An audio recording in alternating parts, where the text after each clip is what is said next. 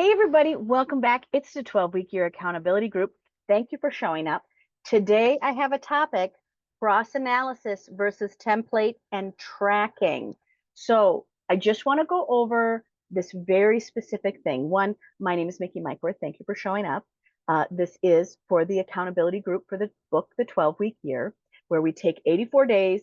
We do a real dedicated amount of time to really saying, I'm going to focus on 3 tasks, 3 big goals, and I'm going to work them for the next 84 days. So remember, you only have to have 3.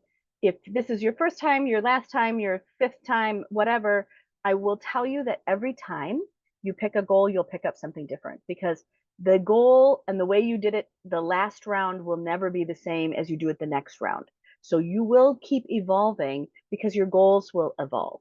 And how far you are and where you are and what you're doing will change. So when we think about the things that you kind of got to pick up, one of the things that it seems it seems like you should just be able to just make a template and go forward. That's what the 12-week year is fabulous at.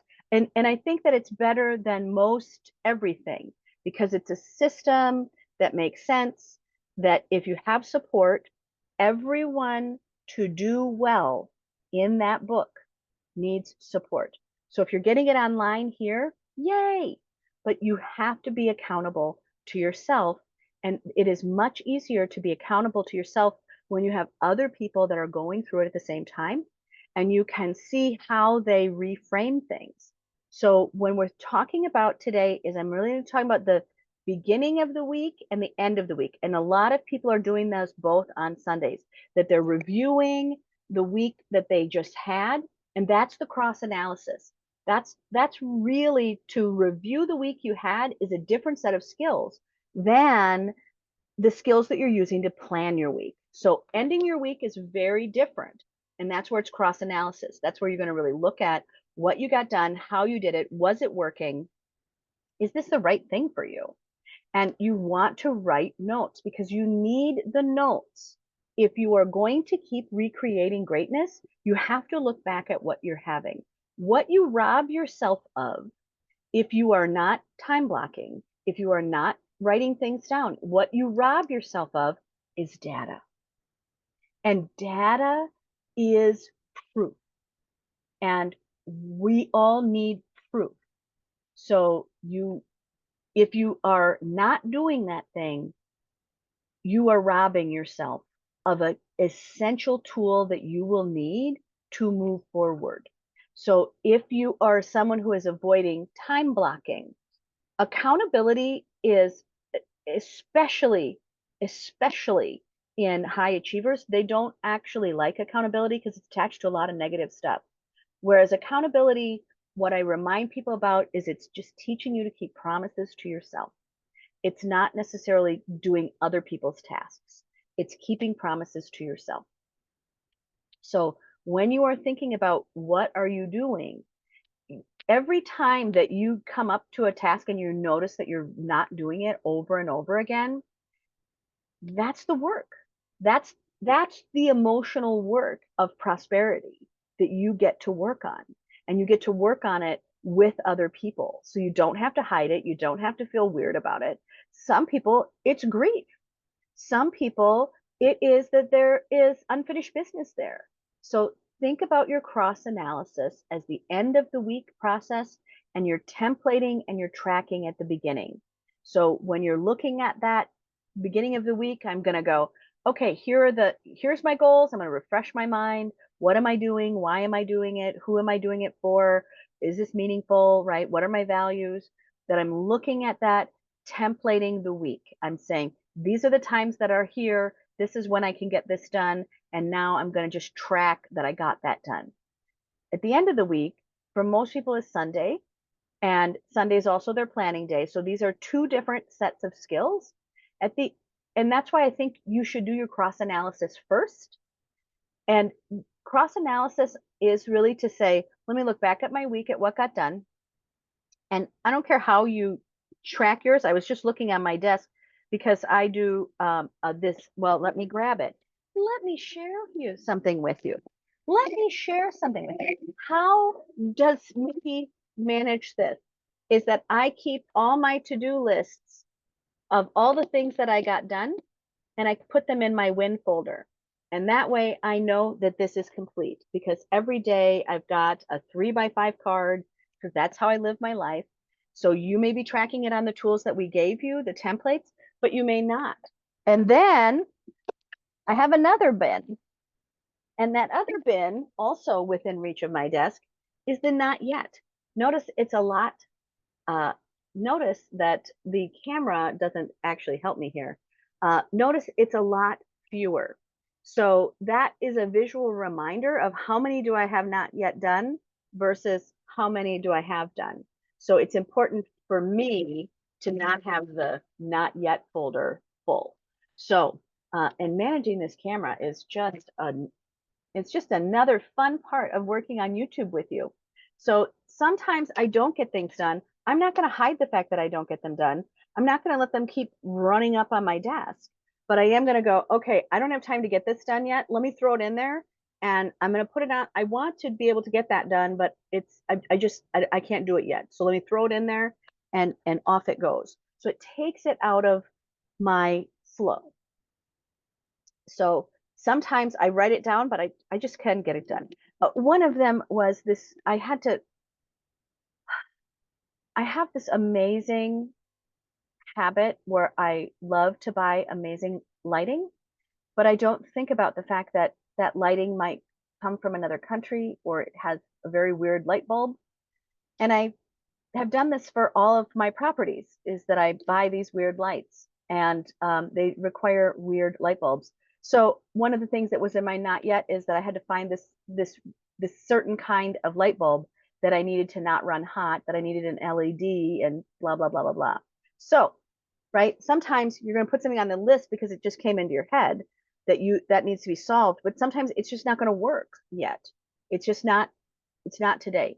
So I do go back to my not yets and just look at them and go, okay, what's in here that I can get done, or can I put something in here? So it's putting a tool. So when you're thinking about the 12-week year and you're doing what you're doing, you want to think about cross analysis is the review of what you've gotten done in the week. For those of you who have taken on the ta-da lists, this is also your cross analysis. You have to pay attention. For those of you who are learning the ta-da list, and again, just quick, a ta-da list is when you go to the end of the day and then you write down all the things that you got done that day. And now you start saving these all week. And that's where your cross analysis is going to list. You still got to write a list, but just tell me everything you got done. And what will happen from just doing all the things that you got done today? It will start to tell you what you're interested in. It will give you another body of information because you need data. You need data on you, and you need data so you understand that you're going to do that. What I learned from that, from working with so many executives who have such strapped time, and especially executives who still have children at home, that they are like busting a move to try to get those kids to bed as fast as they can so they can go back to work for 2 hours. No. How about if you enjoy your night and we'll teach you how to get up 30 minutes earlier? Because that 2 hours of you hacking something out is often able to be done in a different template. Let's do it at 30 minutes early in the morning when your brain is bright and it doesn't have any decision fatigue. By the time you come in at 8 p.m. at night, everyone has decision fatigue. And decision fatigue is, for most people, coming in these days around noon. So people are tired because they've already had so many decisions to make before noon. So some of what you may do in your cross analysis is to review your week and say, did I have enough rest? Did I put in enough time to just go play? Did I actually do the things that were important to my restorative health? And then template and track and plan your next day with those tools to go, okay, I've got room in here for this, this, and this, and this. And, scheduling time to not do anything is allowed. It's allowed. So again, that's really what I'm talking about. Is there 2 different sets of skills that you're going to do on getting your 12 weeks together. One is cross analysis, is looking at what you did last week and how is that important. What did it impact? What did you learn from it? And then from there, going through and templating and tracking the next week. This tool for you should take about 20 minutes. So if you're going to just invest in one 20-minute item, that's the one I'd focus on, because that's going to be the skill. That's the skill. Once you master that skill of always taking that time to review the last week and to look forward at afterwards, right? Review where I've been. Now I can look forward. It'll work a lot better. Okay. Have a great day. Thank you for showing up. Thank you for listening. Thank you for letting me love you in this way. Thank you for even being willing to try new stuff, to be willing to look at the patterns of your life that can be evolved, and looking at the way that you deal with your own patterns. That's powerful work. That's work that no one else can do for you. So every time you show up, it's meaningful. So thank you. Thank you for taking the time to focus on your own life and focus on the good things of your life and focus on the things that make your life have meaning and value and depth, because those are important things for you to have. And I'm happy that you have them. You being successful does not negatively impact me. So you get to be as successful as you want to be, because that's fun. That's fun. It's fun for me to watch you. And it's fun to watch you be proud of the work you put in to your own existence. And that's the paycheck. That's the paycheck that's worth the most. While I talk about wealth and finance all the time, the paycheck that matters the most is that you're proud that you keep your word to yourself and that you have a dream to dream.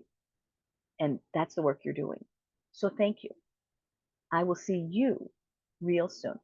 Have a great day.